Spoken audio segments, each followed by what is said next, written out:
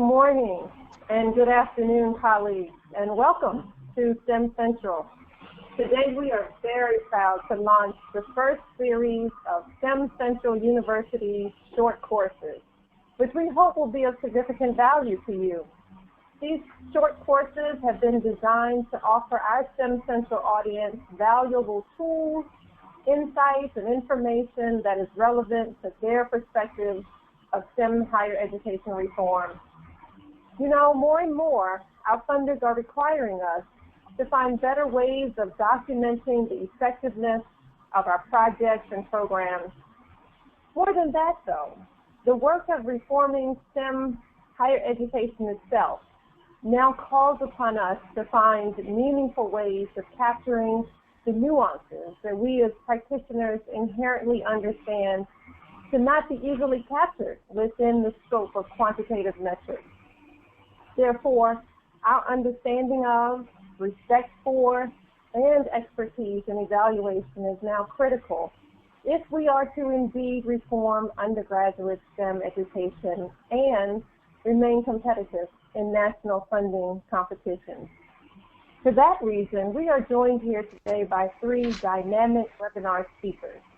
Dr. Melvin Hall is Professor of Education Psychology at Northern Arizona University and our STEM Central Professor for the 2016 STEM Central Short Course Series.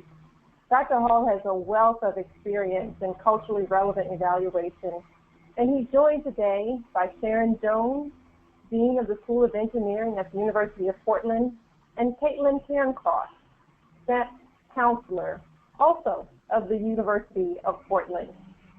However, before we get started, Tanya, are there any housekeeping details that we need to be aware of? Yes, thank you, Kelly. My name is Tanya Siemens, and I'm the Community Manager for STEM Central. Our hope is that this webinar will be as engaging as possible. And though you'll be muted for the duration of the webinar, we highly encourage you to ask questions using the question box in your control panel. When you type in a question, I will read it out loud for our panelists to answer. We will address the clarifying questions in a moment if we feel it's needed to address to be able to continue along that slide, and we'll save the broader questions to the end. We do have a very big audience today, and so we might not be able to get to everyone's questions and stick to our 1 hour time frame. But don't worry, we will answer all of the questions that are posted in the question and answer box. And as well as that, we will write out all the questions that are answered out loud and post those transcripts on STEM Central.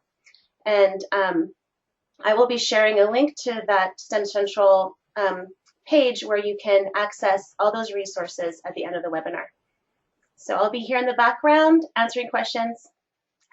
Enjoy the webinar. Thank you, Tanya. I am Kelly Mack, Vice President for Undergraduate STEM Education at the Association of American Colleges and Universities and Executive Director of Project Kaleidoscope. Melvin, Sharon, and Caitlin, we welcome all of you to STEM Central today, and thank you for sharing your expertise with us.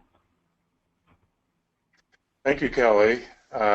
This is Melvin Hall, and I have the pleasure of hosting as the instructor for these three STEM Central webinars. My day job is as a professor of educational psychology at Northern Arizona University, where I teach courses in program evaluation, research design, and human relations. And I'm very pleased to share the podium today with my two colleagues from the University of Portland who will introduce themselves as they introduce their project to you in just a few moments. But I thought it would be useful to start with an overview of what we're hoping to accomplish. In general, the three-part series will enhance your understanding of program evaluation, but more importantly, I want to up your expectations for what program evaluation can do. So you'll hear many themes in my presentation that encourage you to try to get more out of your program evaluation. Your evaluators may not like it, but these are all things that I think are really critical and well within the scope of what program evaluation can do. I'm also hoping to give you resources that you can use in developing your evaluation strategies, and also some ideas in terms of where to find qualified evaluators who can assist you in putting your program evaluations together. I've been an evaluator for over 40 years, and during that period of time I've evaluated, I've lost count of how many evaluations I've done, but millions of dollars worth of federally and foundation-funded programs. So what we're hoping to do is take advantage of what I've learned over the years by marrying the evaluation content to a project case study. In that way, in each of these 3 seminars, you will hear some theoretical and applied material on program evaluation, but you'll also be able to get concrete illustrations from the featured program that is partnered with me for that particular seminar. The first set of seminars, or the first seminar, is going to have the STEP program as its case study. And so I'm pleased to now turn the keyboard over to Sharon Jones and Caitlin to take over at this point.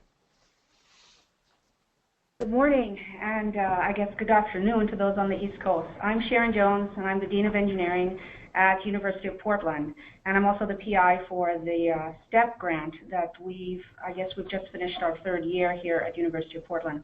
I'm also a professor of civil engineering, and I'm delighted that my colleague Caitlin Cairncross, who has been implementing our STEP program over the last few years, is going to basically give you an overview of what we've been trying to do, and then hopefully we'll learn also from the questions from the audience and from Melvin throughout this seminar. So I'm going to turn it over to Caitlin now. Great. So, sorry, hold on. Is it working on yours? It shouldn't be. It should be yours. Melvin, I'm not sure I got control. I think you have it now. There you go. Okay. There we go. So in 2013, we were awarded a STEP grant, and with that grant, we built an academic success program for at-risk engineering and computer science students. And the overall goals of that program are to, 1, increase the overall retention rates of all of our engineering students by targeting this one particular population of students, and 2, to test out a few different best practices and see which ones we think we will be able to institutionalize past the life of the grant. Just to give you a bit of context, the University of Portland is a small private Catholic institution in Portland, Oregon. We have about 3,700 undergraduate students, and about 700 of those are in the School of Engineering. And we have 4 engineering majors: civil, electrical, and mechanical engineering, as well as computer science. A couple of things that are kind of unique to our institution: we don't have a pre-engineering program or a professional program, so our freshmen can enter directly into the major, but we do require all of them to take a math placement test over the summer because we expect them to start at the calculus level. Also, we are a relatively expensive institution, and we only guarantee 8 semesters of financial aid. So all of our students are on a 4-year degree plan because really a 5- or 6-year degree plan isn't an option for most of our students. So that does put quite a bit of pressure on us to get students in and out as quickly as possible. The whole reason that we developed this program is because we were seeing a difference in our retention rates between our average engineering, or all of our engineering students on average, and our students who were behind in their degree plans. So here in the green, you can see our 10-year average retention rates for all engineering students. And then in the blue, you can see our 10-year average for students who start out in pre-calculus, which makes them 1 course behind as freshmen. And obviously, their retention rates are significantly lower. There's a couple reasons why we think this might be the case. One is that because we cram so many courses into the 4-year plan, when a student is behind in their degree, it almost always necessitates summer courses. And summer courses can be expensive. They're often not covered by scholarships or grants or anything like that, and so that can definitely be a roadblock for many of our students. Also, we cohort our freshmen in their first semester, so all of them are taking the same set of courses. They're taking calculus and physics and intro to engineering, as well as 2 core courses. Our students who start out in pre-calculus are not taking calculus. They're not taking physics because physics requires calculus, but they are taking intro to engineering, and so they get into that course and they see all these other students who are not in any of their classes, and I think that can be an isolating experience for them right from the get-go. So based on this data, we decided to focus our efforts at freshman and sophomore engineering students who are behind in their degree plan. And that could be, like I said, because they started out in pre-calculus, and that could also be because they did not pass one or more courses during their first 2 years. All of these students are students in good academic standing. We have a different process for handling students on academic probation. So it's basically students in good standing who are behind in their degree progress. And that's actually how we define our at-risk population. Even though we don't define them by demographics, they are a relatively diverse group, especially for our institution. About 50% of their cohort identifies as non-white, about 21% are Pell eligible, and 24% are first generation. Also, one thing I wanted to note is that a lot of these students were actually very high achieving in high school, and so coming into college and being considered behind is a very new experience for them. And a lot of them just didn't have the same academic preparation in high school as other students did. A number of the students I work with, their high school didn't even offer calculus, or they didn't have an opportunity to take it. And I even had one student who didn't have an opportunity to take pre-calculus in high school. So their high school preparation can then affect their experience in college.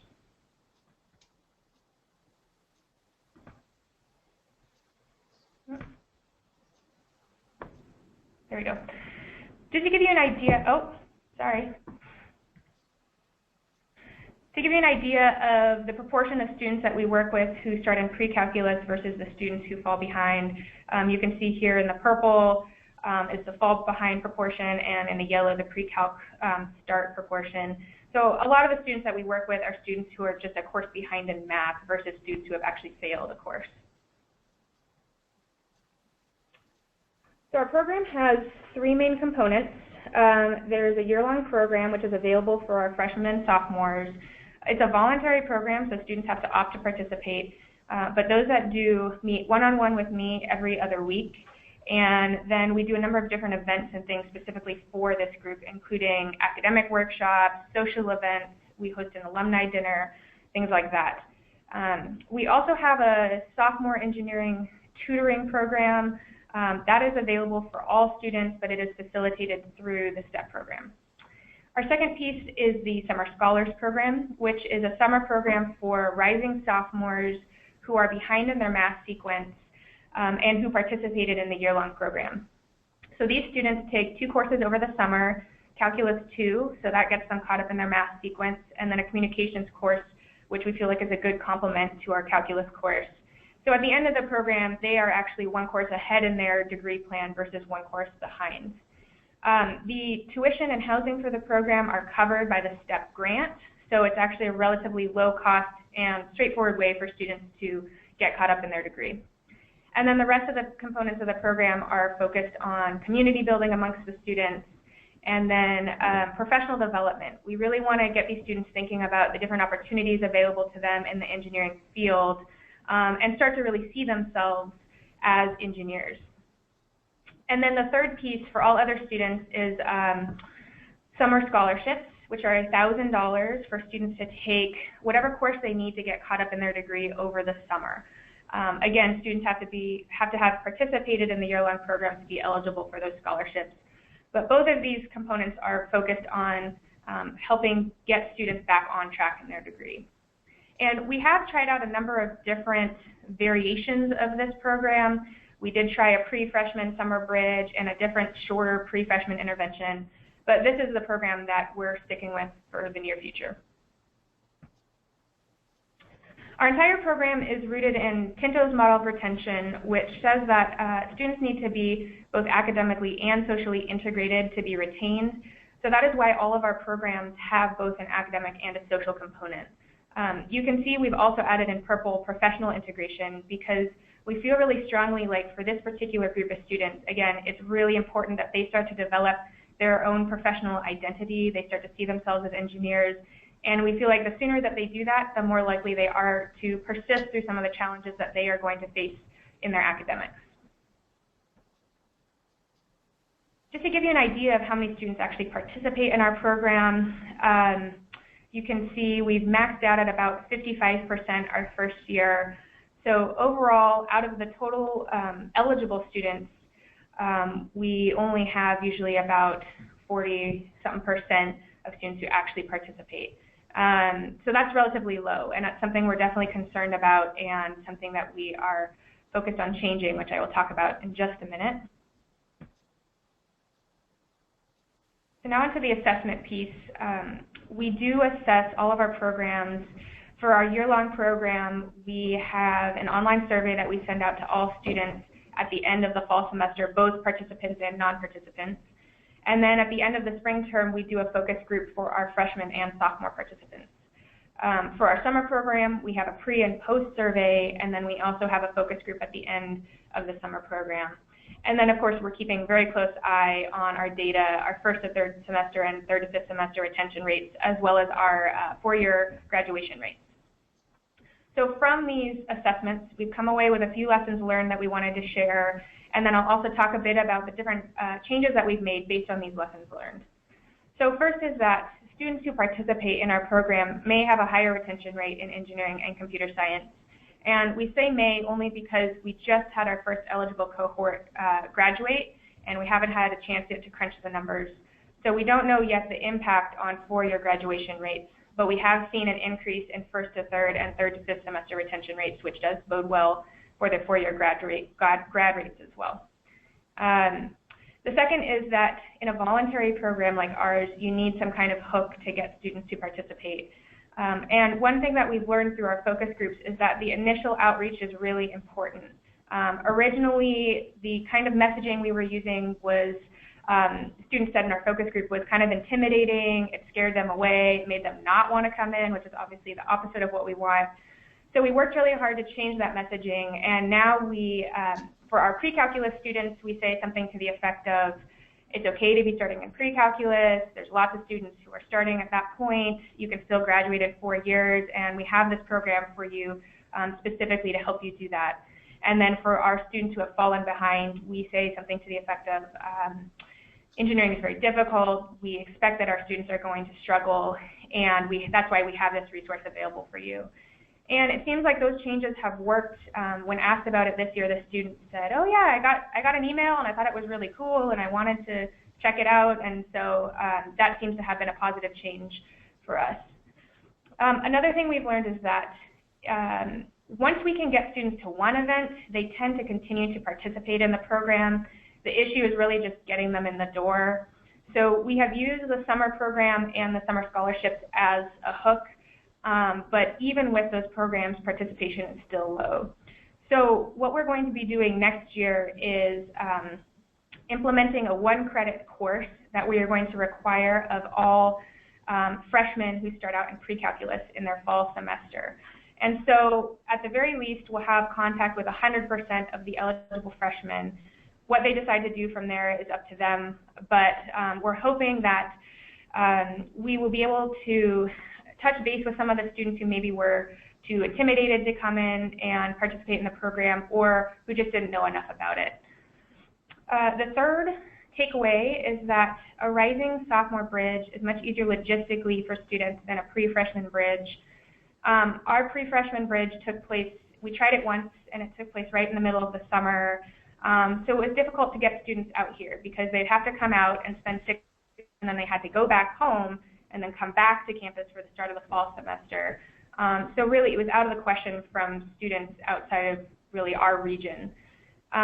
With a pre-sophomore bridge, our rising sophomore bridge, we just keep students on campus right after the end of the spring term. They have a 1-week break, and then they move right into the program. So it's much easier to get students from, we have a lot of Pacific Islanders, so it's much easier to get them to participate in the program and just students outside of our area. Our fourth takeaway is that professional development and meeting practitioners is very important for this particular group of students. And we've been lucky enough to actually connect students with practitioners who are able to say, or willing to say, look, I was not the perfect student. I struggled quite a bit, and I still, was able to find a job, and I have a successful career. And that's really important for these students to hear, because they're very concerned, I think, about their academics and what that means for their future as professionals. And that can be a deterrent for sure. So the more they can get out there and see what's going on in the professional world, the better. And then our fifth lesson learned is that sophomores really need specialized academic support. And again, this came out of one of our focus groups that we had with our sophomore STEP students, who said, I had all these great resources for me as a freshman. I had a chemistry tutor and a physics tutor and a math tutor, and then I got into my sophomore year when I'm taking all these really difficult engineering courses, and there's nothing for me. And they were right. We didn't have any kind of formal tutoring program for sophomore students. So that is something that we developed a couple years ago. We have one tutor, at least one tutor for each academic program. And so far, it's been very heavily utilized. So that was a neat thing that came out of our assessment. And it is available to all students, but again, it is run through the STEP program. So we had a couple of questions that we wanted to pose to Melvin. The first is, how can we gather data from our non-participants? We've tried sending them surveys, and we're lucky if we get one student to answer them. So we'd really like to know if there's a better way to go about that. And then our second question is, because we've made so many changes every year of the program, how do those changes affect our summative assessment of the program? So now I will turn it back to Melvin. So what I'd like to do is to use the STEP program as a point of reference as we go through some material on evaluation. And so I'm assuming that as you listened to the experience from the STEP program, you did one of two things. You thought about how that program would fit on your campus, or you thought about which components of that program you might like to include in a program that you would do for your campus, and how you might need to make modifications in order for that to work. As you were doing that, you were paying attention to the differences in context. You were understanding that because something works well at the University of Portland, or because a lesson was learned there, that it might not apply exactly the same way in your setting. So in my mind, that's one of the really important ground rules for evaluation. Evaluation should be done as a customized for this event activity. Anyone who tries to sell you an off-the-shelf evaluation is not doing you a favor. An evaluator who comes in without even hearing about your program and says, well, we will run focus groups and I have a survey instrument that's worked well at other settings, you should be very cautious. Because an a priori approach to evaluation, a one-size-fits-all, is something we intuitively know doesn't work. The project can be picked up and lumped into your setting, neither can the evaluation. So this is my version of the evaluation wheel. There are lots of them that have been published. I'm probably going to get mine published this fall. It's a little more involved than some that already exist in the literature. But it's essentially a cycle of things that are common to evaluations. This first of 3 seminars is going to focus on the 4 steps that are in orange. The entire chart should be looked at as an iterative kind of process. Conceptualization, or thinking about what questions you need to ask, what role the evaluation is to play, why are you doing evaluation, who needs to have information coming out of the evaluation. All of those kinds of conceptual things are always in the center. And you might engage stakeholders and say, oh, given my new appreciation of stakeholders, I've got to go back and do some reconceptualization. Or now that I understand that this evaluation really is formative, I don't have a product that I'm ready to say is done, then you go back to the conceptualization and say, how can I make this the most formative, informative evaluation possible? So this chart provides an overall view of evaluation and the steps involved, but it is intended not to be a linear, circular pattern. It's back and forth, in and out, all the way through as you adjust to the realities of your situation and what you need to accomplish. This is probably the most challenging of my graphics, and I want to lean on the STEP program as a way of explaining the significance of these steps. In most programs, historically, we've made the mistake. The program occurs right in here. And we've made the mistake of not understanding that our participants had a life before they came to us. They have a culture that they grew up in. Sharon and Caitlin mentioned that they have many Pacific Islanders in their program. Well, the culture of origin for someone growing up in Eugene is quite different than someone growing up in Samoa. So failure to recognize that this culture of origin plays a role in how people will perceive what's going on in your intervention is a problem. And in addition to that, there are things that happen to them in childhood, things that happened in their community as they were growing up, and things that happened to them more recently. So this is sort of a temporal order. Very early life experiences, more as you're growing up, and then more recent. But the reality is you have to recognize that your participants had a life before they became involved in your project. The next part that I try to show is what's going on concurrently. And again, the University of Portland program shows some of those realities. If students are from the area, then participating in the summer program was a more viable option. So there's some concurrent realities, family issues, other kinds of medical or even psychological issues, responsibilities. All of those things are concurrent with participation in your project, and they will change the way a student perceives your intervention. So something that you intend to be really helpful, they may find onerous because of the impact of something else that's going on in their lives at that period of time. Your intervention, meanwhile, consists of multiple components. The STEP program has year-long activities, it has social events, it has academic and academic support activity. Those are all individual components, and students who are participating will not see this as one package, one intervention. They will see it as a series of things, and they may interact with them quite differently, again, depending upon some of these other factors. So I think it's useful to think of our interventions as variations on a theme. If we have 30 students, there may be 30 different takes on what it is the program is trying to do. And once you realize that, then you begin to understand that to evaluate and understand not just the outcomes, but why you have the outcomes you have, requires that you take these other things into consideration.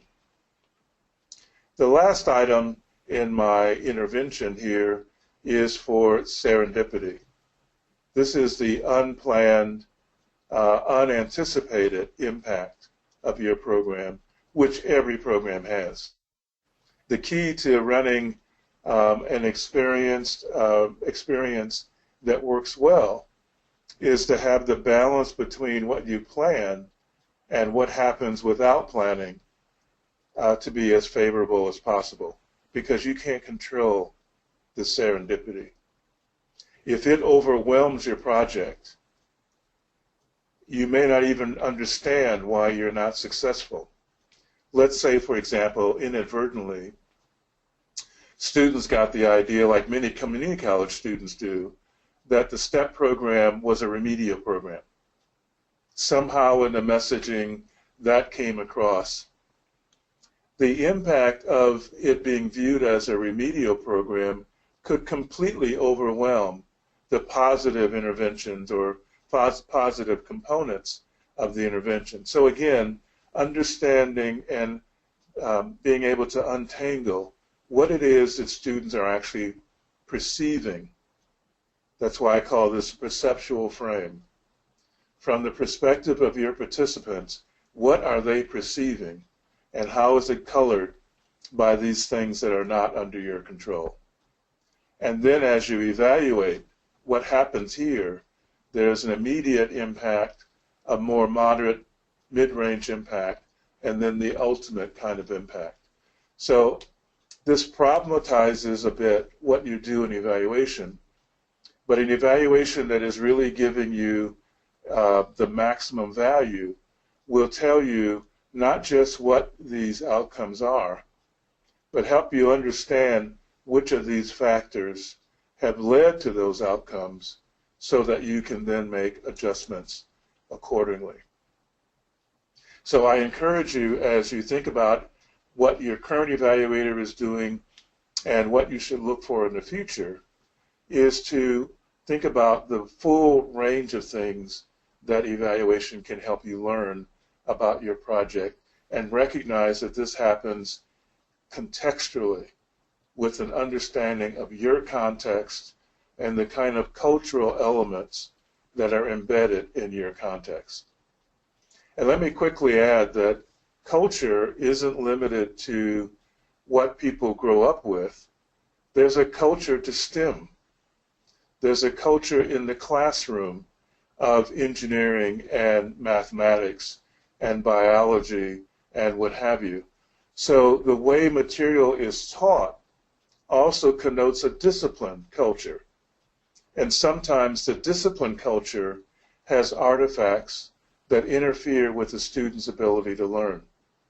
When I took statistics as an undergraduate and graduate student, statistics was always taught with a black box. You have these formulas that live in this box. You plug your data in one end, and your findings come out the other end. But you don't really understand what's going on in that black box.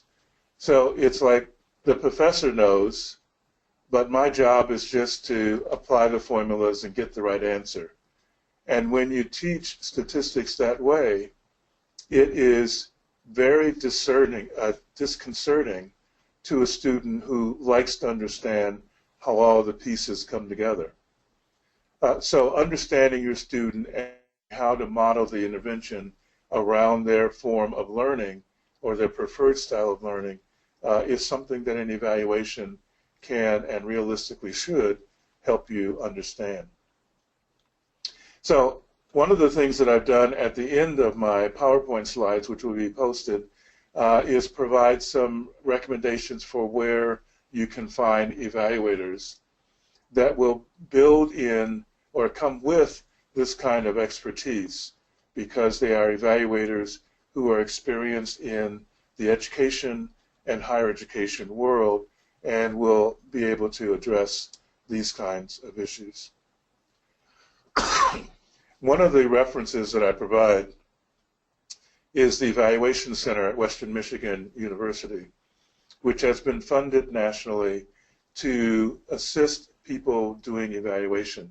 So whether you're writing a grant proposal or in the midst of an evaluation and you're wondering what's reasonable to expect of your evaluator, they have a series of checklists that can assist you in putting together a contract, understanding what competencies you might look for from an evaluator, and what a good evaluation should look like.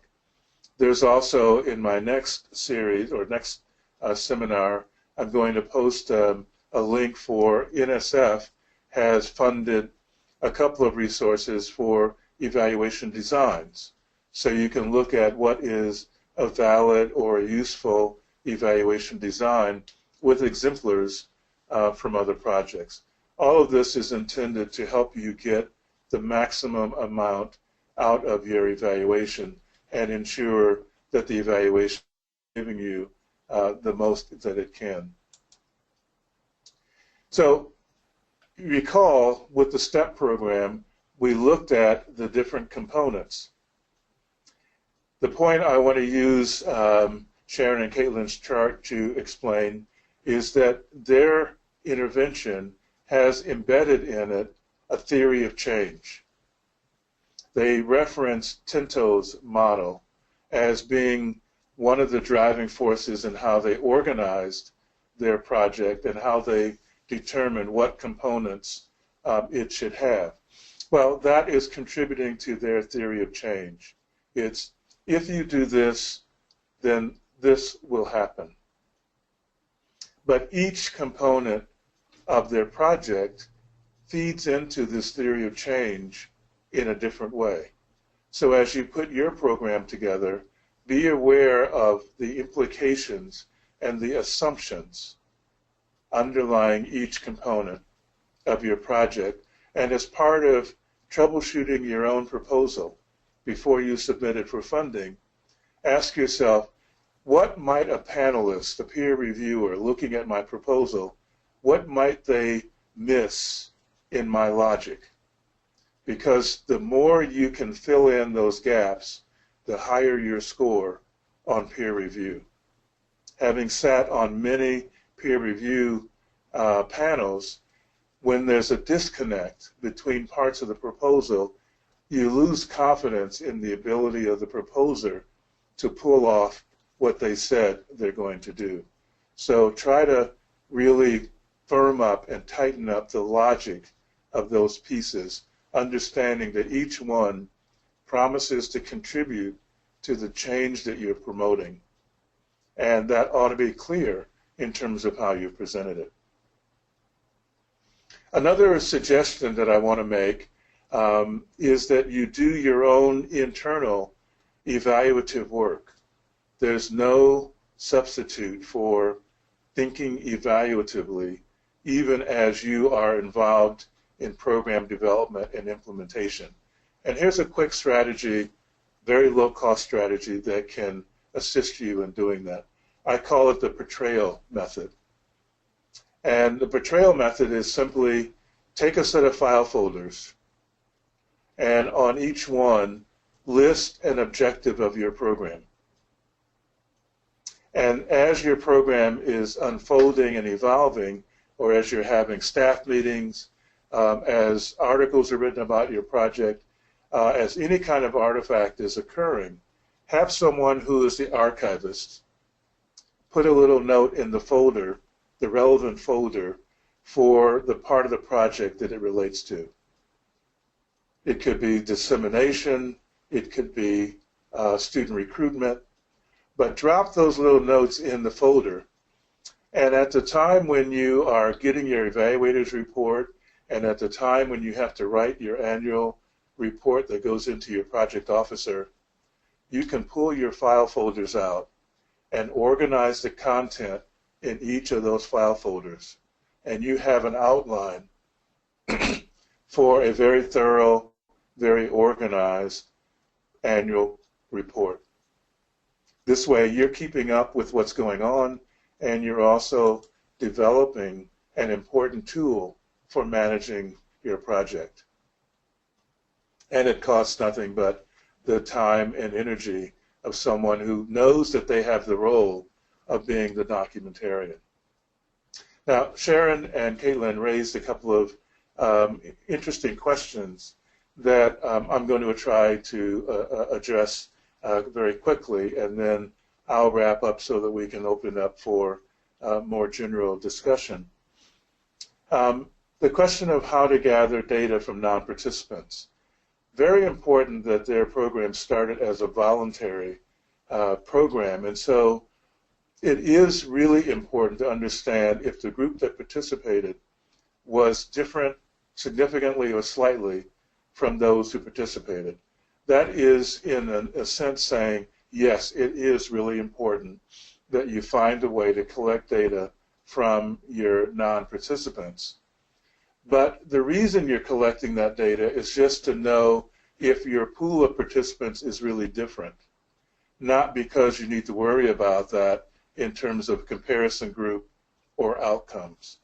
There are so many moving parts in the STEP program that at the end you need to know why you got the results you got internally, with internal validity to which component contributed to it, not in terms of being able to have external validity or generalizability.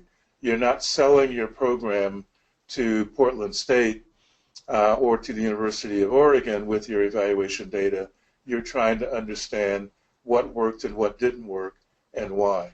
So because you don't need generalizability and external validity to that degree, use your information from non-participants to help understand any differences between those groups.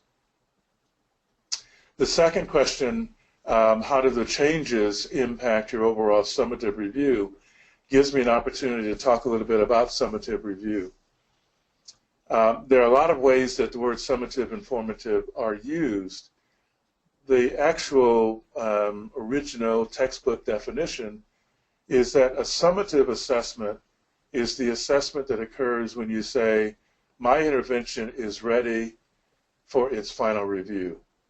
We've developed it to the point where we think it's ready to have its final testing.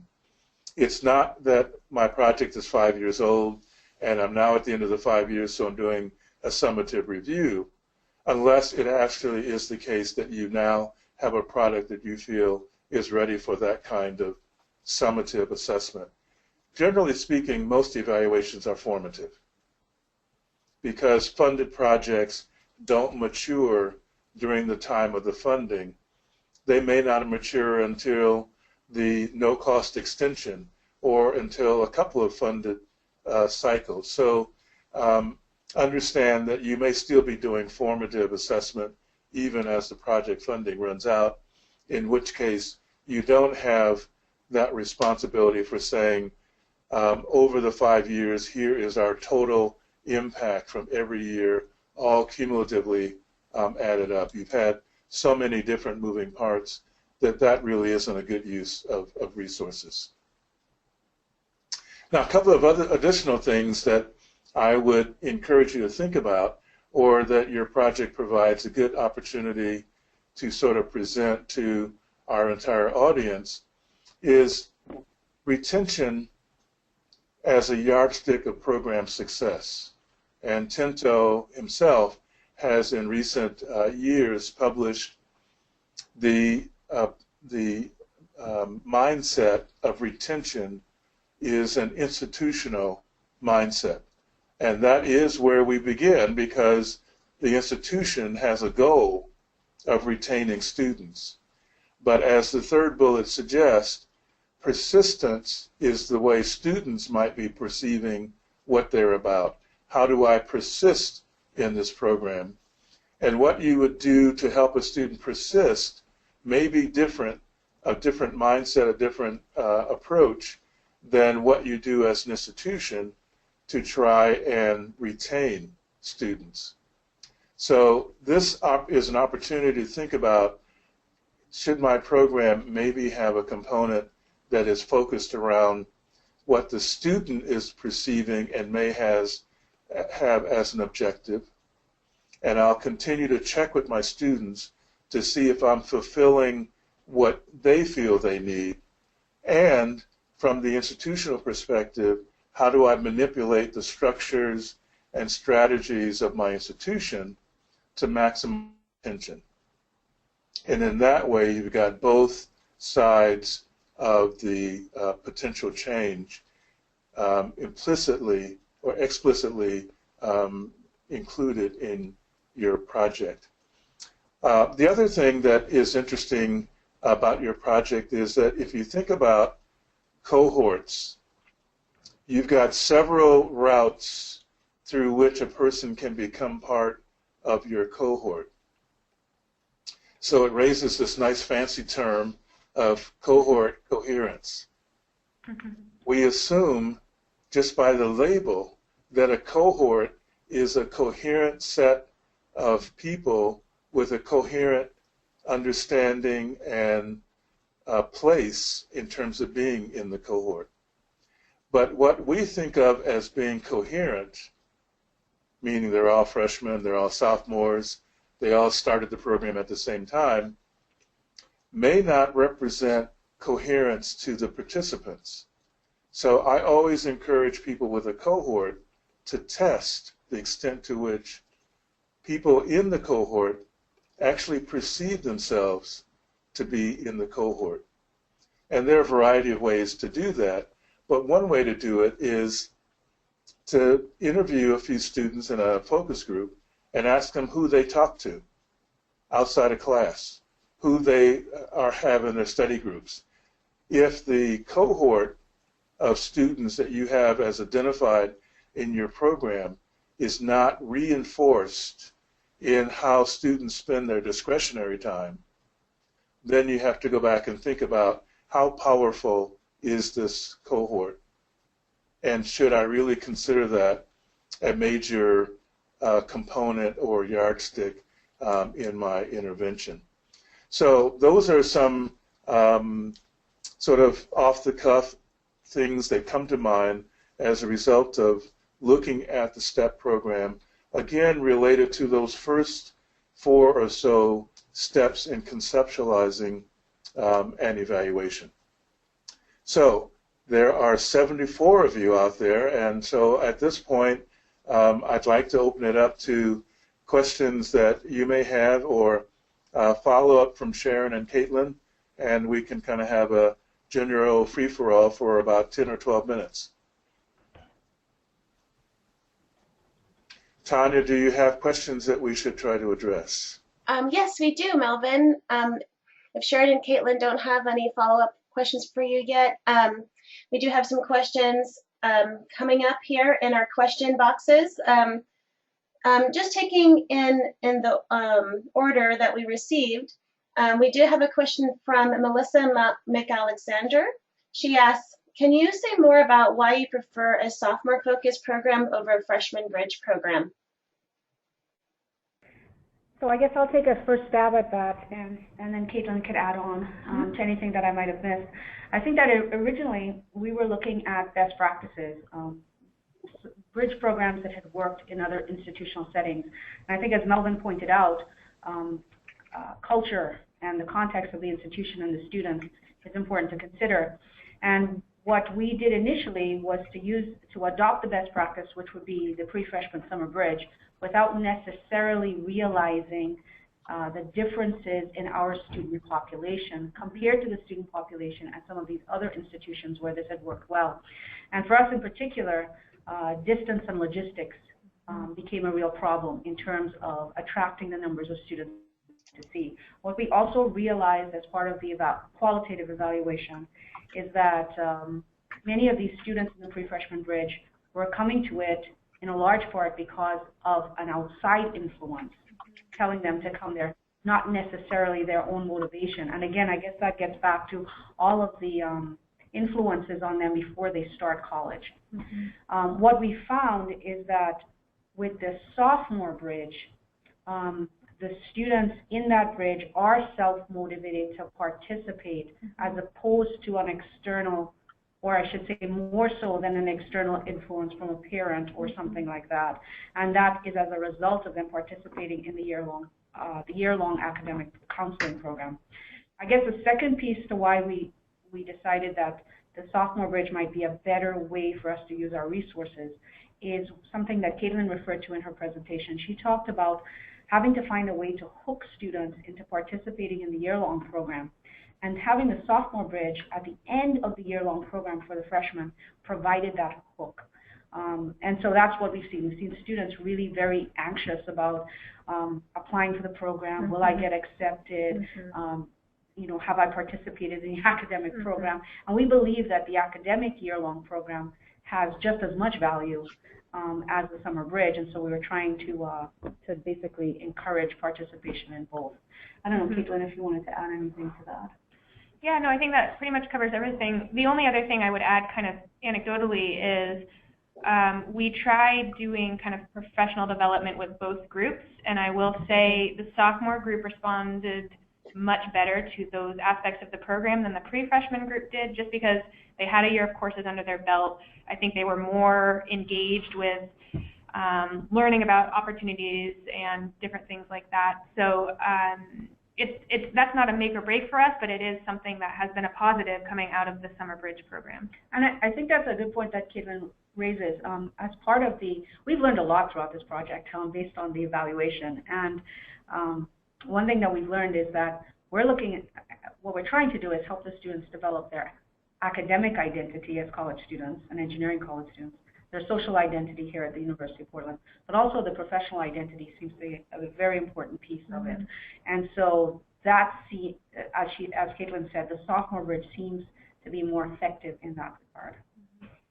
If I could jump in for a minute, I think that the question provides another important lesson, and that is, if you can, in any way possible, get your evaluator or potential evaluator involved in helping you write the proposal. One of the things an evaluator at the table when you're in the design phase will and can do is be the counterpoint. You're focused on what can we do to help these students, and the evaluator will be focused on how do we see that fitting together, and will raise questions during the design process that may identify things like, well, that worked one place, but maybe it won't work here. So I encourage you to get maximum value from your evaluator by having them involved at the design phase. Okay, thank you. Next question, try to pick one that builds on that. So the next question is from Milena Angelova. How do you utilize your initial evaluation plan in this case study? In this case study, or how did we use University of Portland's evaluation as part of the case study? That's what it sounds like. So I guess it would be Sharon and Caitlin, how did you draw upon your evaluation results in understanding your program better? Well, I think it's what you refer to, Melvin, as that ongoing formative piece. I guess if you go back to the initial evaluation plan, I'll be perfectly honest that I think we certainly could have benefited from having an evaluator help us design the project and the proposal up front, and we did not. We brought on an evaluator after we were funded. So the initial evaluation plan that was developed really was, we drawing on her expertise. I'll be perfectly honest, actually. Let me take a step back. I'll be perfectly honest. Our initial evaluation plan was developed by the PI and co-PI and the program manager. And then we looked to find an evaluator, an external evaluator. So the initial plan, I would say, we have not really used. That plan was changed once we brought an external evaluator on board, and that's what has been the basis of our qualitative evaluation. Now, we do have a quantitative evaluation plan that we developed up front, and we have been following that very faithfully. But the qualitative evaluation is where we've learned so much about the changes needed in the program, and learn more about the student population, really learn more about how to design this type of study and type of intervention. So I don't know if that really helps in terms of answering the question, but I'm trying to be as honest as well. Well, your experience yes, is that pretty helps. typical. I hear that so often. And I think these days most evaluators would agree that a mixed method approach is really called for by most programs. Any program that involves humans, which is all the programs that we're concerned about, probably needs some kind of qualitative component in order to understand the quantitative. Right, I absolutely agree with that, Melvin. And we knew that up front. And we always planned on a mixed methods approach. When we went through IRB, we had some preliminary surveys and focus group questions and things like that. But bringing someone who was outside of the program, but who works at the University of Portland, was really very beneficial in terms of improving the plan. And that leads into another question here that it seems relevant to that, from Graciela La Cueva. How important is it to have an evaluator who's local and can visit the school frequently? Mm-hmm. I'll tackle that one first. I think that it depends on the purpose and the role of the evaluation, but generally speaking, it is not a deal breaker for the evaluator to be at some distance from the project. What I always recommend is that you have an internal evaluation component and external. And if the external person is involved in developing the internal, there's data being fed to the external evaluator continuously through the project. And so you can be efficient in the time that that person spends actually on site. So I think that the bigger issue is having an internally valid source of data collection that's ongoing on a regular basis, daily basis, and in communication with an external evaluator more so than having to have someone on site a great deal. The only piece I would add on, and I think Caitlin would probably agree, is that our evaluator, while separate from our program and not within our school, is at our university. She's in the School of Education. And I do think that the local knowledge that she brings regarding the type of students we have, the type of financial issues they face, the type of sort of unique culture that's here at a small private Catholic institution in Oregon, has helped us, especially in terms of the way she's been able to conduct the focus groups. So we feel that we benefited from the fact that she is local. Great, let's take one more question because we are down to 2 more minutes of our webinar. And if we didn't get your question, as I said, we will answer them. We'll type answers to them and post them on STEM Central. And so I'll take a question from Charlene Robertson. I would like to know what type of course you plan to implement. Well, I'll turn that one over to Caitlin. So, like I said, it's going to be a 1-credit course, and we are lucky because within a certain range, our students don't actually have to pay more money, so the extra course isn't going to cost the students anything. But the course is going to basically have 3 components. There's going to be an academic development component, a personal development component, and then a professional development component. And the personal development component, I think, gets back to what Melvin was talking about, in that we're focusing on the persistence aspect rather than the retention aspect. So we're going to be talking about things like growth mindset, self-efficacy, overcoming failure, things like that, that will hopefully impact the persistence piece. So we have yet to implement it. We're still in the planning phase, but that is the main outline of the program. Thank you. Well, we're down to 1 more minute, so turn it over to Melvin and Sharon. Would you have any concluding thoughts? And then to Kelly to wrap it up for us. I just wanted to say thank you very much for hosting this. Just even being a participant, I think that Caitlin and I have sat here taking a lot of notes, and we've learned quite a bit. And thank you, Melvin. You've just been terrific. Yes. Well, it's been my pleasure to be involved. I'm an evangelist for evaluation.